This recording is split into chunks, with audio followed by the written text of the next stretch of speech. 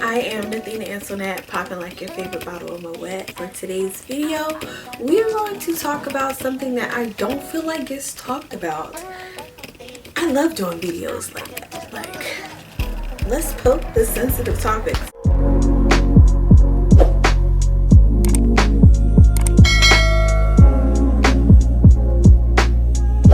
I really just want to talk about that anxiety that happens when you have a miscarriage and then you finally get pregnant again.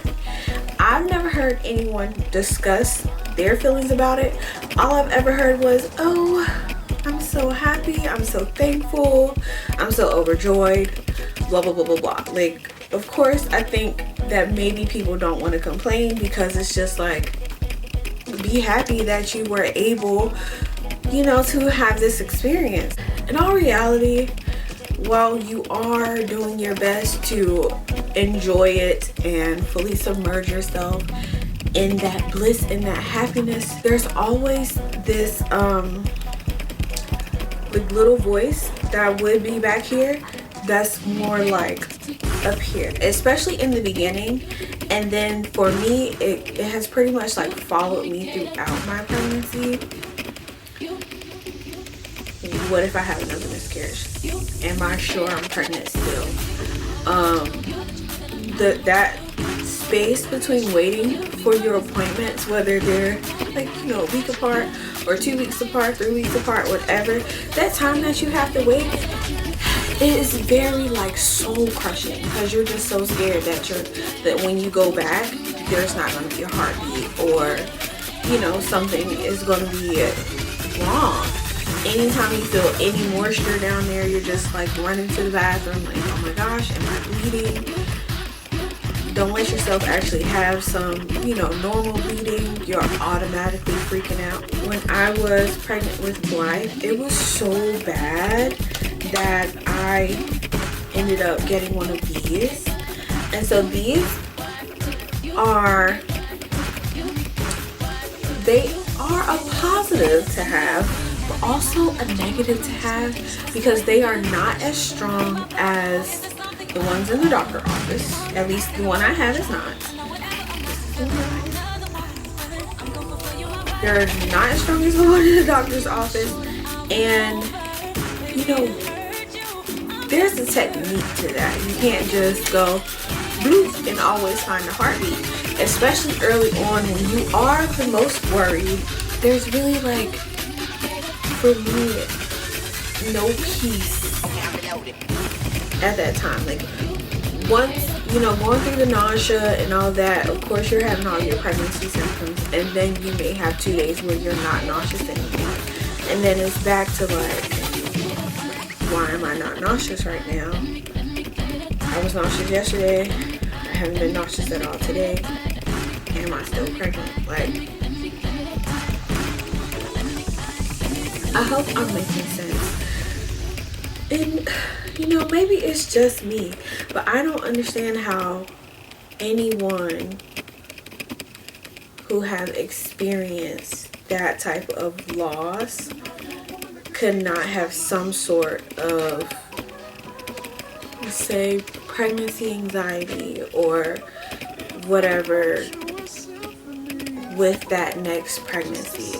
Like, it makes everything a lot harder.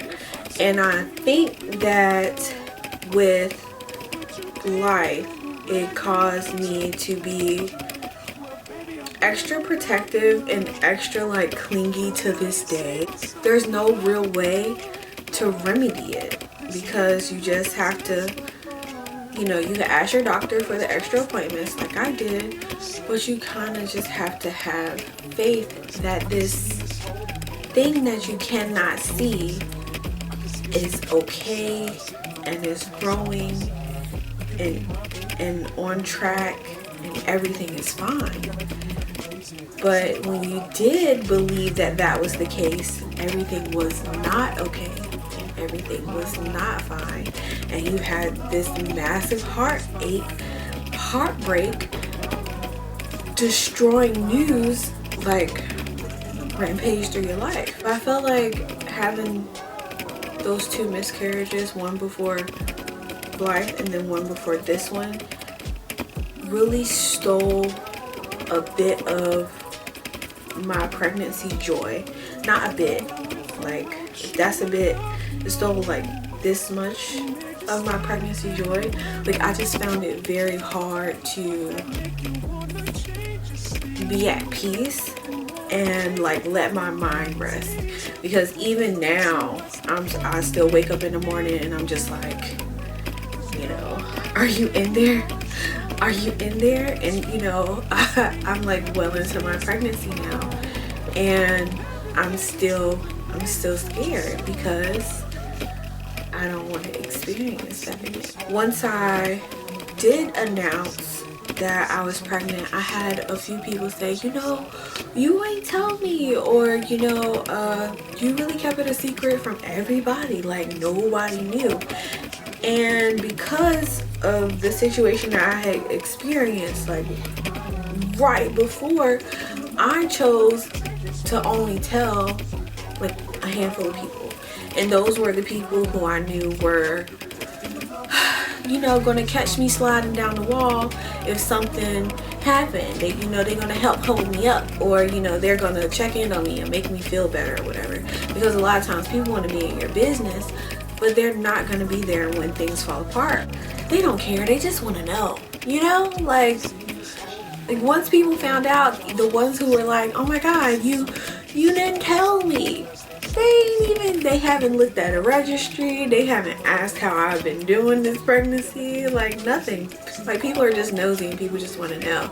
And because I have been open about my miscarriage, like of course after it happened or whatever, I did tell everybody, you know, this is the, you know, this is what happened, whatever. You would think that people would have more sense to be like, oh yeah, well I can understand why she, you know, didn't tell anybody until, you know, after a certain point. Because even with my second, with her, Blythe is back there laying down, but even with her, I waited until I was about 4.5, 5 months before I announced that I was pregnant. Things happened and I just could not shake the feeling, and even now it's just, it makes pregnancy so hard. And I think